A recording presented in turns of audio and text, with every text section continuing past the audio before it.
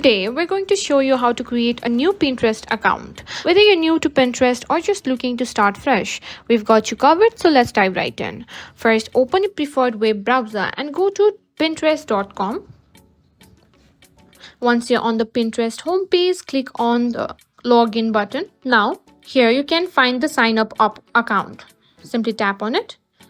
To sign up, you'll be given several options to sign up. You can use your email address, Google account, or Facebook accounts. For this tutorial, we'll use the email option. Enter your email address, click on next. Now create a password and then click on create account. Now you'll be asked to enter your age. This is to ensure that you're old enough to use Pinterest. Select your age and click continue. Pinterest will then prompt you to choose some topics you're interested in. This helps Pinterest tailor your feed to your interest. Select a few topics and click continue. After choosing your interest, Pinterest will guide you to create your profile. You can add a profile picture and a short bio if you want, but this is optional. Once you've set up your profile, you'll be taken to your Pinterest home feed where you can start exploring and pinning.